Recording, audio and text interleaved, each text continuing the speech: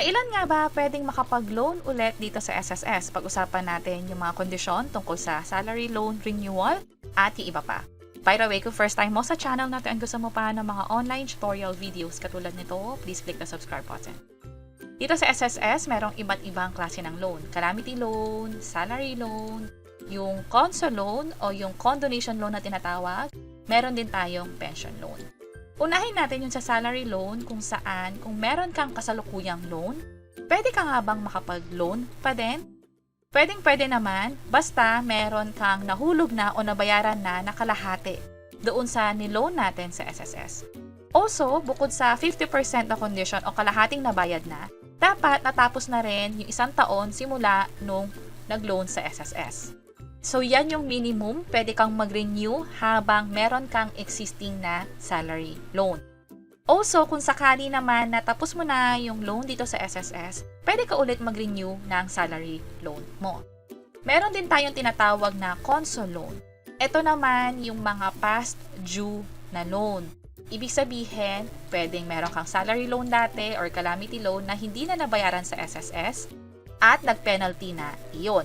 Kung sakali, pwede mo siyang i-apply na conso loan at kung sakaling natapos mo na yung pagbabayad ng conso loan na yon or condonation loan, meron kang 3 months after nung full payment para sa loan renewal. Yan ay kung hindi nag-default o hindi nakapagbayad. Pero kung sakaling defaulted SSS conso loan or condonation loan, maghihintay pa ng 2 taon para dyan. Again, yan ay para sa mga nag-default o hindi na nabayaran na condonation loan dati. Ngayon, paano naman kung sa pension loan? Ito yung para sa mga nagretiro na o nakakakuha ng buwan ng pensyon mula sa SSS. Kung sakaling natapos nyo na yung pagbayad dun sa pension loan nyo dati, pwede na ulit kayong mag-renew or mag-apply ng panibagong pension loan. Ngayon, pag-usapan natin yung sa calamity loan.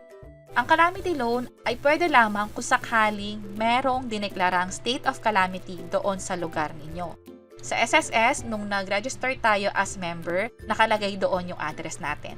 At kung ano man yung address natin na yun yung dapat na nakadeklara ng state of calamity. At kahit meron kang existing na loan, halimbawa salary loan, pwedeng mag-apply ng calamity loan. Hindi na nito hinihintay na makumpleto mo yung salary loan mo bago mag-apply itong calamity loan nga. Pero tandaan na meron itong qualifying condition. Hindi dahil merong state of calamity sa inyo, pwedeng-pwede na. Kasi dapat meron kang at least 36 monthly contribution sa SSS at yung 6 na hulog na yon ay nangyari in the last 12 months kung kailan ka nag-a-apply ng calamity loan. Also, may iba pang mga condition dito na dapat yung 6 monthly contribution na yon ay parehong member category. Ibig sabihin, yung 6 contribution na yun as voluntary or self-employed or employed. Bukod pa dyan, dapat ay hindi ka pa nakakakuha ng mga final benefit na tinatawag. Ano-ano itong mga to? Pwedeng retirement benefit, permanent disability, o yung death benefit. Kanina sinabi ko na pwedeng mag-apply ng calamity loan kung may existing salary loan. Ang hindi pwedeng mag-apply ay kung meron kang past due na short-term loan or salary loan mula sa SSS at meron ka rin kasalukuyan na calamity loan or restructured loan o yung pwede nang tinatawag na condonation loan. So, yun yung mga dapat nating malaman tungkol sa pag-renew ng loan sa SSS kung sakaling meron kang existing loan or past due na loan.